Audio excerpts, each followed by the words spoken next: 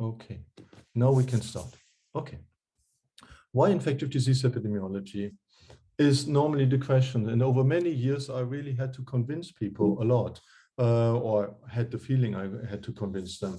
So but I think it's in the year 2022, where we are still, after 2 years, still in a struggling with the problems of a pandemic.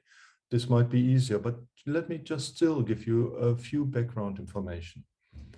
Okay, historical developments teach us that infectious disease or epidemics are often combined with lots of societal issues. For example, in 1848, we had the cholera. It was the time of the cholera epidemics all over Europe.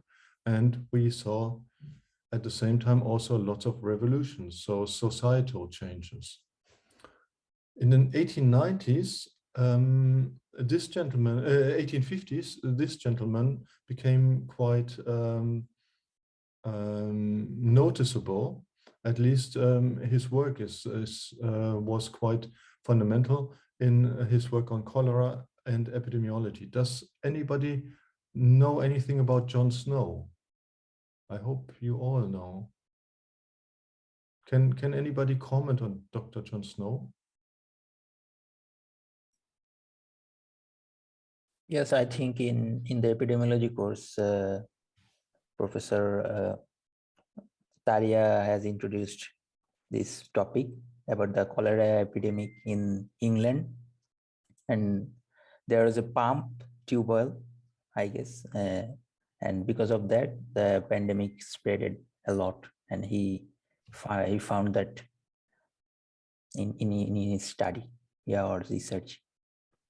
Exactly, he was practically in the 1850s. The first steps in epidemiology were discovered with an infectious disease, with cholera, by Dr. John Snow. Exactly. In the 1860s and later, we learned more about bacteria, and because at least in bacteriology, with Louis Pasteur, Robert Koch, and so on, and we really learned things better because in John Snow's time, the existence of bacteria was not really known at that time. And trying to understand how diseases spread, the Koch's postulate by Robert Koch in the 1880s were quite helpful, trying to disentangle whether something can be causal. And we also later on learned that vaccines, for example, here the smallpox vaccination by Jenner, helped us to eradicate, for example, smallpox. And in the 2010s, we were getting very close to eradicating other diseases like polio. So it was a very constant, and it is a constant development that we understand more and more in dealing with also infectious diseases.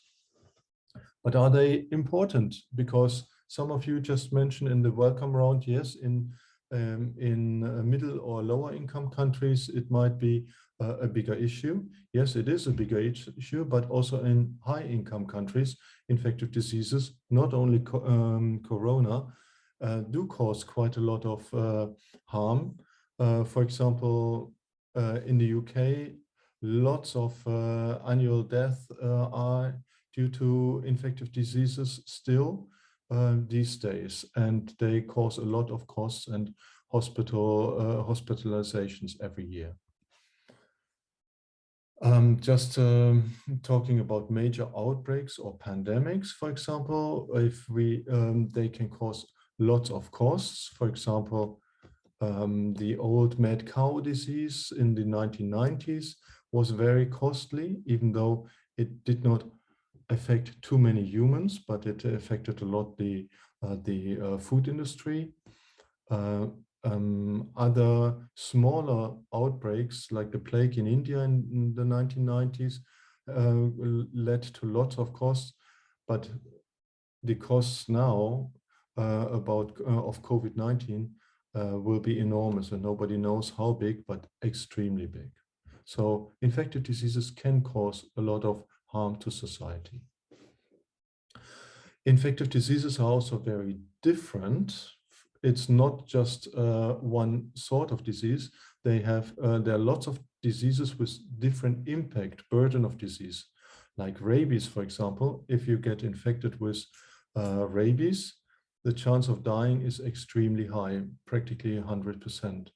While for other diseases, this risk of dying is very minor, like for gonorrhea, for example, but it still can lead to lots of other health conditions which are affecting lives.